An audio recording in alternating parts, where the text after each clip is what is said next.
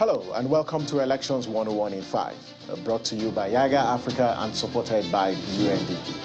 I am Samson Itodo. Today's topic centers on key INEC staff and their duties on election day. How much do we know about these personnel? We asked on the streets, and these are the responses we got. A presiding officer has so many roles to play during an election.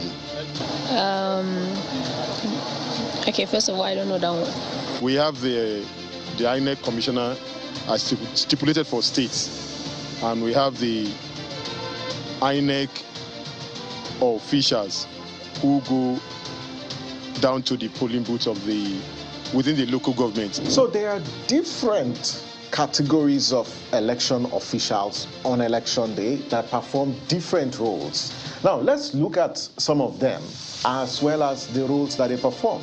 So one, we have the presiding officer. This individual is in charge of all the activities at the polling unit on election day. This includes the polling, sorting, counting of votes, as well as the announcement of results.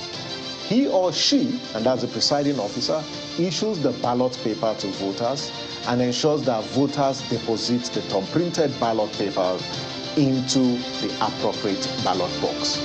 Now, the assistant presiding officer 2, the APO 2, among other things, confirms that the voters' details on the PVC are contained in the voters' register and then ticks the appropriate box by the voter's name before the voter proceeds to vote. Now, he or she is also responsible for applying the indelible ink on the thumb of the voter, indicating that individual has voted. Now, as assistant presiding officer 3 is the queue controller.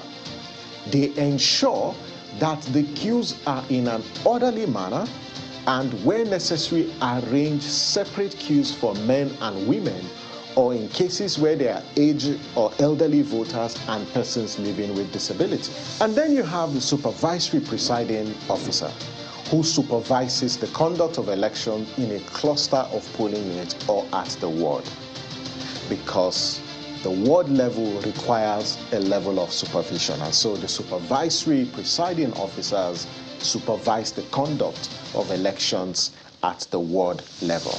And then there's the resident electoral commissioner. The resident electoral commissioner, otherwise known as the REC, is responsible for the conduct and supervision of the elections in the states as well as in the Federal Capital Territory. The REC takes delivery of all sensitive and non-sensitive materials from INEC headquarters or from any other location and distributes them to the electoral officers in the state. They also supervise the recruitment and training of staff for elections. Next is the returning officer, who collates and announces the scores of the candidates.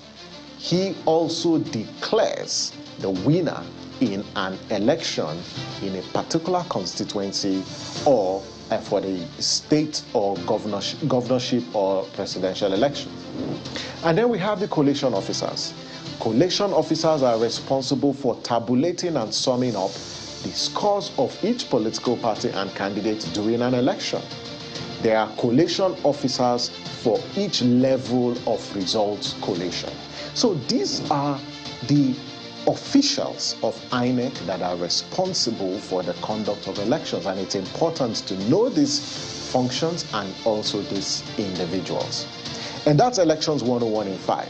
And now you know the key INEC staff and their duties on election day. It's important to keep an eye on how they perform these functions on election day. If you have any questions or topics you want us to treat, please feel free to reach out to us. We're here for you any day, anytime, using the handles and the addresses displayed on your screen. You can also watch this episode and previous episode on our YouTube channel, the Yaga Africa TV. Thank you for watching. I am Samson Itodo, and remember, your vote can make a significant difference in the 2023 election. So please vote wisely. See you next time, and bye for now.